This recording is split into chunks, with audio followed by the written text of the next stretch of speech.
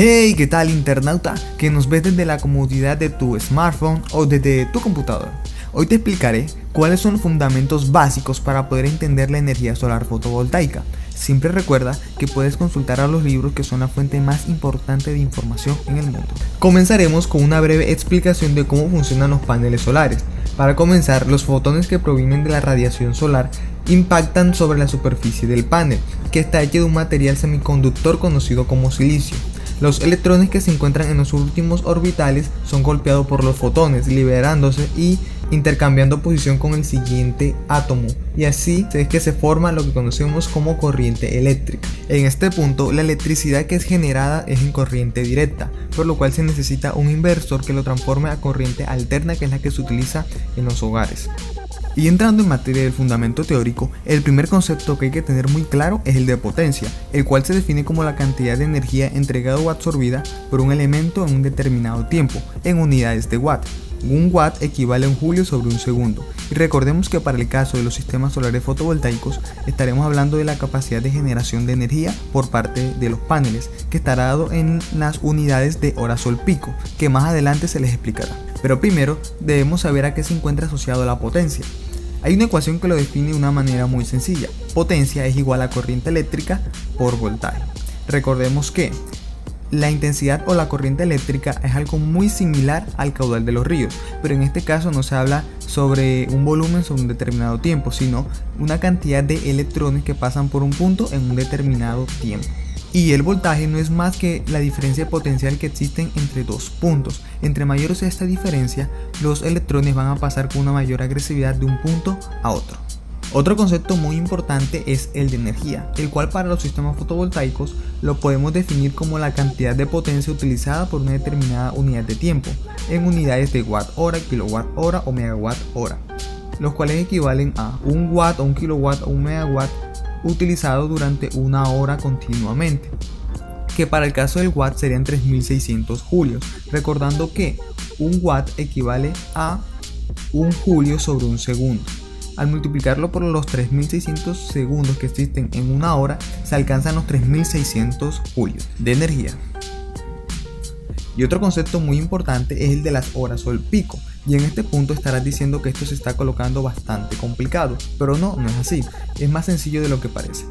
Una hora sol pico equivale a 1000 watts sobre metro cuadrado, recordando que no en todas las horas del día se alcanza la misma irradiación en la zona de instalación. En esta gráfica podemos encontrar irradiación versus hora del día, viendo que a las 12 del mediodía se superan los 1000 watts sobre metro cuadrado, pero siendo las 7 de la mañana se pueden estar alcanzando unos 100, a las 9 de la mañana se pueden estar alcanzando unos 400. Entonces a lo largo del día lo que se hace es la sumatoria de la irradiación que se alcanza a lo largo del día, y esta sumatoria la dividimos entre 1000 watts sobre metro cuadrado, alcanzando el número de horas sol pico eficientes en la zona donde se va a realizar la instalación del sistema fotovoltaico. Por colocar un ejemplo, en Bogotá se manejan de 4 a 4,5 horas sol pico a lo largo del año, lo que viene siendo equivalente de 4000 a 4500 watts sobre metros cuadrados. Pero pasamos a un ejemplo para que esto quede aún más claro.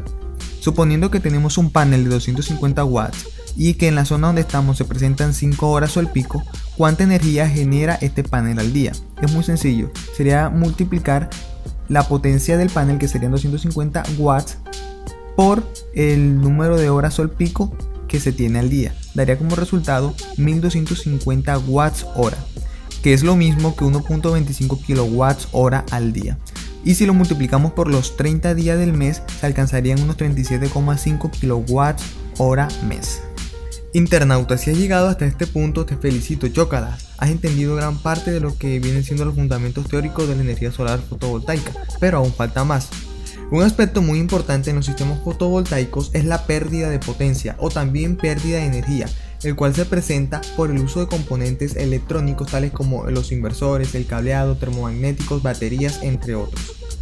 Para los sistemas interconectados se presenta una pérdida del 17%, por lo cual solamente se puede alcanzar más o menos una eficiencia del 83%, mientras que para los sistemas aislados solamente se alcanza una eficiencia del 80% debido a que cuenta con más partes electrónicas o más componentes como lo son las baterías y el controlador de carga. También existen unos parámetros de diseños clave, tales como lo son la inclinación del panel. Esta debe ser igual en grados a la latitud de la zona donde se va a realizar la instalación.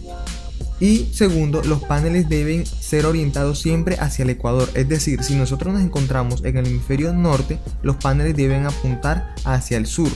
Y si nos encontramos en el hemisferio sur, estos deben estar orientados hacia el norte. Esto con la finalidad de que le llegue de forma perpendicular durante más horas del día la radiación solar, que es uno de los aspectos claves a tener en cuenta a la hora de realizar una instalación solar. Pero no te asustes, si estás interesado en realizar una instalación solar y no sabes nada sobre los aspectos técnicos, existe una herramienta de la NASA la cual te puede ayudar a saber cuál es la inclinación, la orientación, entre otros parámetros a tener en cuenta para una instalación solar. De igual forma te invito a estar atento a los próximos videos, en el cual hablaremos acerca de cómo utilizar la herramienta de la NASA y de cómo funcionan los sistemas interconectados y aislados. Y si tienes alguna pregunta o alguna sugerencia, puedes dejárnoslas en la caja de comentarios.